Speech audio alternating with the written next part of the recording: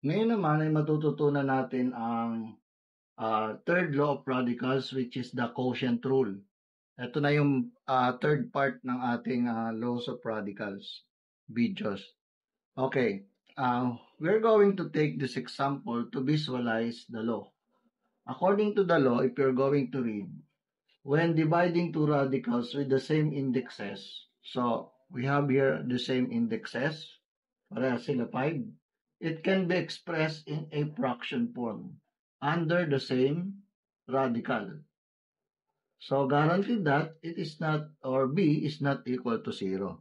So dapat daw yung b ay hindi maging equal to 0. Kasi ang sinasabi dyan, the nth root of a over b is equal to the nth root of a divided by nth root of b. Of course, if b is 0, it will be undefined. You cannot divide any quantity by 0. Magiging undefined siya. So, yun lang ang restriction. Dapat yung b ay hindi equal sa 0. So, taking this example,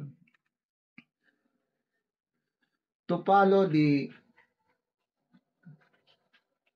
quotient rule of the laws of radical, kailangan daw ilagay natin siya or i-combine natin sa iisang radical symbol. So it becomes like this, 64y raised to 10 and then 32y raised to 5. So nagawa na natin yung third law of radicals, which is the quotient rule. So the next thing is, if we are asked to simplify this, maaari natin gamitin yung ibang laws of radical. Halimbawa, pwede natin gamitin dito yung first law of radical na natutunan natin doon sa ating first part ng lessons na ito. Okay, ng mga videos na ito. Okay, halimbawa yung 64 na yan. Yung 64 na yan can be expressed as 2 raised to 5 times 2. Okay? Why? It is because 2 raised to 5 is equivalent to 32. And 32 times 2 is equal to 64. So, paano ka makakarelate dito if hindi mo pa master ang iyong multiplication? So again, I encourage everyone, lalo na kung ikaw ay high school student, you really need, or it is a must to memorize your multiplication. Kasi, kumbaga, nagiging difficult sa'yo ang ganitong klase ng pag-aaral. It is because your basic skills in arithmetic and mathematics is not enough to face the challenges of this topic. Okay? So, kaya ganon. Kaya kinakailangan talagang kabisaduhin natin ang multiplication. Okay, then this y raised to 10 could be written as y raised to 5, y raised to 5. Ayan. Bakit? Kasi 10 yan, di ba? According to the laws of exponent, y raised to 5 times y raised to 5 is equal to y raised to 10. And then this 32 can be written as 2 raised to 5. Diba? Kaya sinabi ko kanina, dito yung 2 raised to 5 is equal to 32. Kaya pag minultiply mo yan sa 2, that is 64. Dito naman, ang given number is just 32, so that is equivalent to 2 raised to 5. Then, let us write y raised to 5. Now, in this point of the process, maaari na tayong mag-cancel ng mga figures. Why? Bakit natin kina-cancel yan? It is because 2 raised to 5 divided by 2 raised to 5 is equal to 1. Y raised to 5 divided by y raised to 5 is just equal to 1. So, no need to write it anymore. Diba? Yan yung tinatawag natin na property of identity. Diba? Or identity property. So ngayon, dahil na-cancel out na natin yan, so we can just simplify it to, ano na lang ba ang natitira dyan? This 2 and this y raised to 5. So ang matitira na lang dyan is 2y raised to 5. And do not forget to put your index. Ayan. Okay? So, to simplify that, remember, from our first law of radicals, if the index and the exponent of the radicand are equal, so you can just put that radicand outside the radical symbol. You can just bring it outside. So, pwede na natin ilagay dito sa labas at ang matitira na lang dyan ay yung 2. So, that is y times the fifth root of 2. So, yan na yung ating magiging pinaka-final and simplified answer. So, dagdagan pa natin ng isa pang example para lalo nating ma-visualize ang third law of radicals.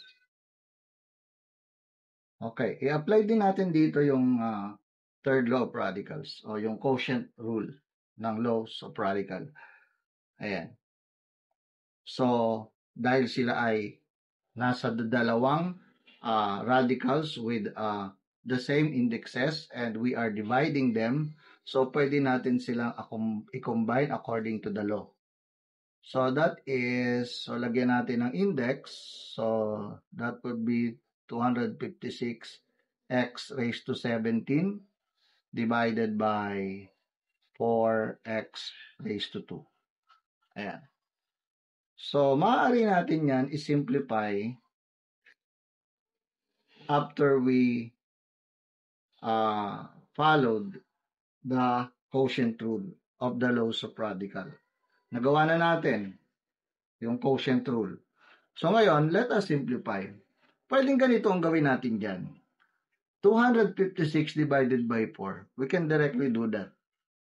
What is 256 divided by 4? That is 64. Okay? So, lagay muna natin yung ating, ayan. That is 64. 256 divided by 4 is 64. And then, let us divide x raised to 17 to x raised to 2. What are we going to do? Kung i-divide natin yan, we have to subtract 17 minus 2 according to the law of exponent, the quotient rule. Okay? So, magiging 17 minus 2 is equal to 15. So, ang matitira rito ay x raised to 15. So, ayan na lang ngayon yung ating tatrabahuin para ma-simplify. Now, that is 64. So, ano ba yung pwede nating ipalit dyan? Targeting those radicand to bring outside the radical symbol. Okay? So, pwedeng ganito. 4 raised to 3, di ba? And then, x raised to 15. Huwag na natin siyang pahabain, gaya ng tinuro ko sa inyo doon sa unang video lessons. Doon sa part 2. Pwede naman natin huwag na siyang pahabain. Just to bring out that radicand outside the radical symbol. So, ang gagawin na lang natin dyan, ganito, to simplify that. Okay? So, since itong ay parehas, so 4 na yan. Tapos, ang gawin na lang natin dito, kasi yan, kung iwahiwalayin mo pa, ilang 3 yan, di ba 5? 5 na raised to 3 yan, di ba? Para lang mabuo mo yung 15. So, ang gawin na lang natin, shortcutly, maaari mong gawin dyan ay 15 divided by 3. What is 15 divided by 3? That is 5. So, that is x raised to 5. So, kaya ang magiging final answer mo dyan, if you are asked to simplify this radical expression is 4x raised to 5. So, ganyan lang, ano? Tinutuloy lang natin yung simplification or simplifying radicals. But actually, the main purpose of this video lesson is just to show you that yung dalawang radicals with the same indexes, kapag sila ay i-divide mo, when you are dividing them, pwede mo silang pagsamahin sa isa na lang na radical symbol using the same index. Okay?